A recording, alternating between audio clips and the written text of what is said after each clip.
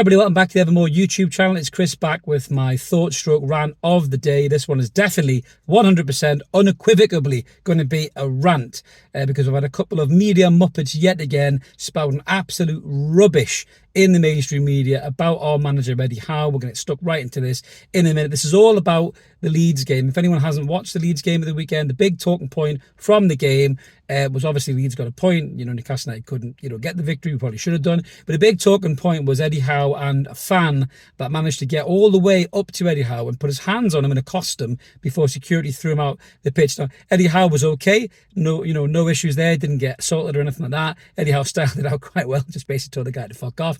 And the security dragged him off. A real worry, I think, for all managers and players on a match day experience and officials as well, because you don't want anybody to get that close to a manager. The guy could have had a knife, could have had a gun, could have had anything. So really, really worrying scenes. And credit to Leeds United in the aftermath of it. They banned this guy for life. He's been arrested by the police. So you got to say Leeds have handled it well after the fact, but I'm sure they'll be looking at holes in the security, given the fact the guy got that close to Eddie Howe. Leeds fans in the main are great. We're not going to let one wanker let them down. We've got wankers in our fan base as well who act stupid, and we're not going to let that one fan denigrate how good a fan base Leeds United are. Some fantastic scenes on the day as well as certainly the love and respect mutually for Gary Speed as well between the two fan bases, which we'll talk a little bit more about on the pods this week. But everyone's been having a say about this main story, really, about this fan coming on the pitch, including the absolute steaming pile of shit that is Talk Sport. I told Mark I'd wait at least 30 seconds before I swore, so I have them, Mark. I've waited a minute and a half. Talk Sport, I've been having their say about it with two complete See You Next Tuesdays that are so irritating they make thrush and gonorrhea feel like a pleasant experience, in the shape of Max Rushden and Barry Glendenning. Now, Barry Glendenning has previous with Newcastle United fans, if you didn't know already, because Barry spends too many evenings alongside his mates Jack and Jim and has a real good time with both fellas and ends up engaging with Newcastle United fans, losing an argument, and then he ends up blocking everybody. I'm blocked as well from him, and I'm not losing any sleep over Barry. You crack on, mate. You block me as much as you want, sunshine, because I think you have more problems to worry about than that. This man is more unstable than a flump bridge. But I'm not talking about that tit. No, I'm talking about his partner in crime, who is completely and utterly vanilla, the pound shop Tim Lovejoy that is Max Rushden. I have no idea how this complete dreary, dull bloke has got a career in the first place. He sucked balls on Soccer AM. He was fucking terrible. He's fucking terrible on the radio as well. Last time I engaged him on social media, because he was on a prominent Newcastle United podcast, and I said, "You're not for me, mate." He basically then went and hit me back with his pod numbers and said, "Oh, look how great we are," So obviously somebody's listening to this sweaty student mong, not me. I'd rather listen to somebody fart in my eardrum directly. It would sound a lot more pleasant than listening to you talk shit, Max Rushden. So what Max Rushden has done on his show this morning on TalkSport is he's talked about the incident with Eddie Howe. Now, to give him a little bit of credit, I won't give him much credit, he's not getting much in this episode, but a little bit of credit, he did say Eddie Howe was right on his take about this incident, about, this is a concern, about people's safety on the pitch and everything else.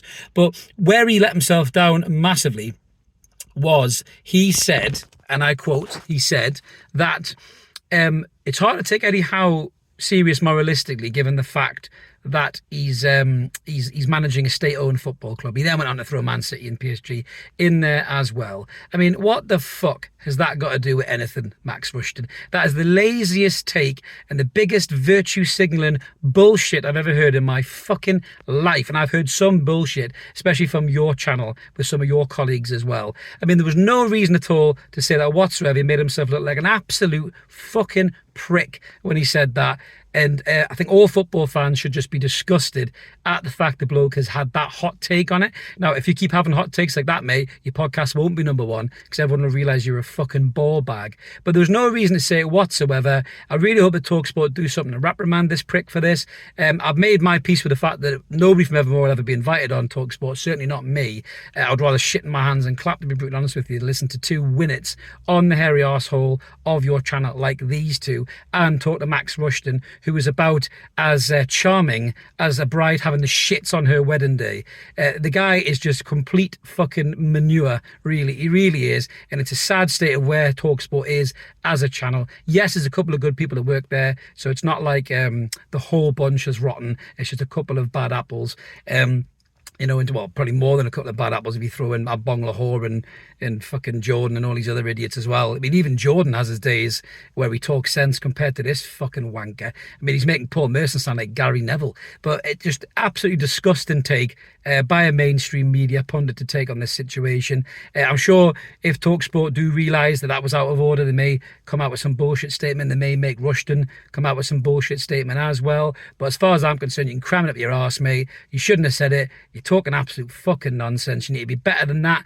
And you need to do, you know, you need to just basically be more of a human being. A guy's safety was at risk there. It's not about virtue signalling. It's about the safety of the manager and all the other managers and all the other players and all the other officials in the stadiums. We don't want to see this thing happening on a regular basis. That's the story, not virtue signalling. So climb down off your fucking white steed, Rushden, give your head a wobble and sort yourself out. That's me done with today's rant, everybody. If this is the kind of thing you like, please click subscribe. We'd love you to come and join us.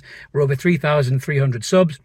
Loads of room for you guys here. 2 live shows, Mondays and Wednesdays, and pop-up videos just like the rant you've seen. I'm going to go off and try and chill out. I've got that off my chest now. I feel much better for a very cathartic. So I'm going to go and have a nice, relaxing Sunday. You guys have one too. Let's keep supporting that team of McCoy United. Mark and I will be back tomorrow with What's Going On live at 10. Come and join us. And until then, we'll catch you later, everybody. Cheers. Bye.